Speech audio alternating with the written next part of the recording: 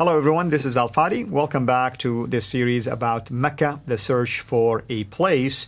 And today we will continue with our attempt here to compare and contrast the standard Islamic narrative versus findings and facts. And one problem also that emerges when we do this is that the Arabic of the Quran appears to be the wrong script or a corrupted Arabic. Unlike what we are taught, when I was being taught basically about the Quran and the language of the Quran, there are other findings that actually contradict the standard Islamic narrative. With me here to unpack this problem is Dr. J. Dr. J, why don't you tell our viewers what's that all about? Okay, this is, we're really zeroing in on Mecca, and we want to look at Mecca, and we want to ask the Arabic in Mecca.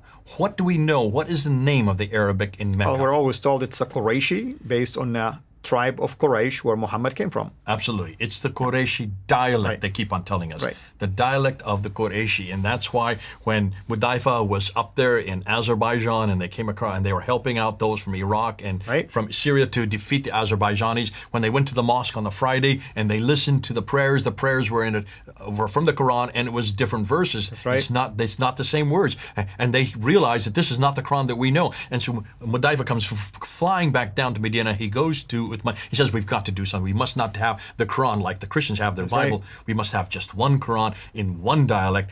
And so Uthman quickly got Zayd ibn Thabit to come out and to take Hafsa's copy and to rewrite the Quran in the Qurayshi dialect. So the Qurayshi dialect is the Meccan dialect. This is the one from Mecca. This is the one from Medina. This is the Hijazi dialect, you might want to call it. This is a specific dialect.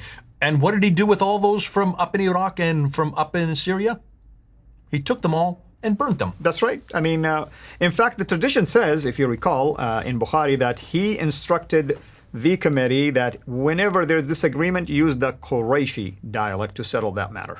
Qurayshi dialect. Yeah. All right, let's put a map back up on there and let's look at this map. And here we have a picture of Saudi Arabia, your country.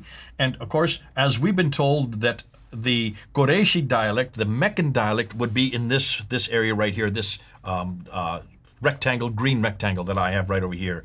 That is where the Quran was compiled. And that's where Quraysh, the tribe of Quraysh, would have been. That would be the Qurayshi tribe. So there's Medina, here's Mecca. It would be right here in the Hijaz, known as the central part of Western Arabia. Right. So that is where the Quran. So this Quran that I have here, the Arabic that I have here, which you can read, this would be Qurayshi, right? And that's the understanding. This would be Meccan.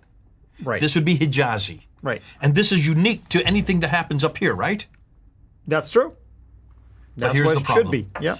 Now, here's the difficulty. A number of years ago, Al-Jalad. Jalad is... Ahmed al-Jallad, yeah. you know who he is? Yeah, well, he's I think he's an archaeologist, but he is basically doing his research and studies on inscriptions that are found in the region of Arabia, north, south, and different parts. So he's of it. going all over and Right. he's finding these inscriptions and he's looking at the Arabic that's on them. That's right. And so in 2018, he published a paper or a book, I can't remember what it was. And Mark Dury, Dr. Mark Dury, who's a good friend of yours, right. he is the one that actually took this and, well, made it popular all over the world in his book that he came out in 2018 or 2019, where he spoke about the fact that when you look at the Arabic that's in the Quran today, the Arabic, the Qurayshi, supposedly the Qurayshi, that this is the Arabic that would have been in existence in this part of the world. What he has found is that this Arabic actually is from this part of the world. The Nabatean, basically. Nabatean Aramaic. Yeah. And he was referring to one key issue was the rhyming, basically. That was one of the keys that can point to that region. He noticed that the i'rab, which is the unstressed inflectional short vowels, marked with diacritics known as the i'rab, because they were characteristics of Bedouin dialects. He noticed that, but he noticed these things, and this is, I want you to unpack each one of these as I put them up there. So let's look at the screen. He noticed that the tar marbuta. Now, what is the tar marbuta? A ta marbuta will be kind of like either if it is at the ending of a word, it will be kind of like a little curve with two dots on it. I've got it right here. There it is right there. Or if it is by itself, will be kind of like a circle with two dots on it. Okay, this is the tar marbuta you see all through the Quran, right? That's right. There is no tar marbuta down here. The Arabic that's down here is a totally different Arabic than is up here. So the Tar Marbuta that we have in our Quran today, and has been in the Quran, supposedly according to the standard Islam, been narrated for 1400 years, is not found here. And if Mecca and Medina is where Muhammad was living when he received the Quran, then it should not have any Tar Marbuta. Number one.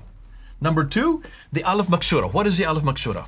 Well, it's kind of a squiggly line like people can see. Right there, looks like an S, doesn't it? And they call it Alif Maksura simply because it's, instead of being extended, vertical, it's almost like it's broken. And the reason why it's at the end of the word. That's right. So you always put that in the end of the word when you have an Aleph. That is in our Quran all the way through the Quran, is it not? Right, when you say mata, hatta, ila, all of these have these kind of ending. Tar Marbuta. But the Tar Marbuta is not in this part of the world. There are no Alif Maksuras or Tar Marbutas down here. They're all from up here. This is unique to the what we know as Nabatean Aramaic. Let's do one more. The definite article, the al. That is found all through the Quran, is it not? Yes, of course. I mean, al, which is, by the way, the definite article. Definite article, so for something. instance, my name, is Abd al-Fadi, meaning servant of the Redeemer. So that's the Arabic way of using the, or the definite article. So the Redeemer, yeah, but only exists in this part of the world, not here. So when you say Ar-Rahman, Ar-Rahim, you have that al in it. That could only have come from up here. That is Nabatean Aramaic, is what they're saying. Why? Because all the inscriptions up here have that. Okay. What's fascinating, and let me put this up there, the Arabic that existed in Mecca and Medina in the Hijaz is Sabaic Arabic. In the 7th century, this, what you see, this big square, red square that you see here, that's the Arabic that would have existed way up there. Yeah, let's clarify. Sabaic basically is named after the dynasty of Saba, down south in the Yemen area.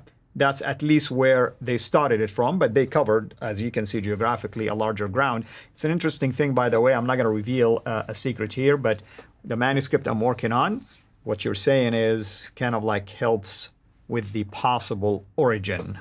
Yeah. Of the manuscript you're working on. Right. Looks like it's from this part of the world. And you're doing this because you're looking at the script. You're looking at the Arabic that included. Right. So this is right up your area. In fact, you're going to be the world authority on this. So we're going to wait until you get your doctorate to be able to say this. Amen. But fascinating what Jalad and also what Dr. Mark Dury are saying.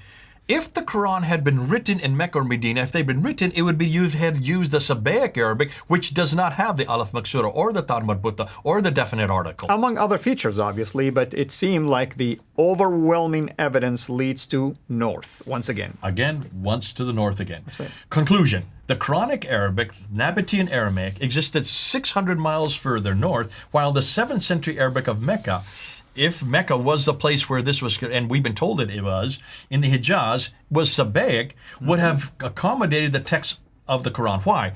Because it already used the diacritical marks which did not exist in the Nabatean Aramaic that created the problem with the qira'ats, which is why now we have such a problem of 30 qira'ats, because it used this kind of Arabic and not this Arabic, proving that the Quran could not have come from here at all. It's the wrong Arabic. And let's just do one more conclusion here. So, what is our remit for it? What are we going to do? What we need to do, therefore, is, and this is where we're going to now move into some of the real problems, the geographical problems with it. So what we're going to do now, we're going to, not interested in the 9th and 10th century. We're not interested in it because it's just too late and it's too far north. The traditions are all constructed by the Abbasids after 749. They definitely had an agenda, including the creation of the city of Mecca. We're only interested in the 7th and 8th century and where it all began. And that's where we need to be. But before we even do that, we need to look at who are the people that have gone before us. Who are the ones that were actually, whose shoulders we're standing upon. Because we didn't do this work to begin with, folks. This has all been done long before. So in the next episode, I want to give credit to those people. And then I want to give credit to the people who are working with us. They have people that are helping us out. And amen to that. And I want to make sure people know that we, Dr. J and his team, are unearthing information that is super helpful when it comes to these kind of discoveries, but they are scattered in books, articles, different documents, And between his team and myself and my platform, we want to bring these things to the forefront, and he's doing the same thing in his own channel. That's what we mean by the players.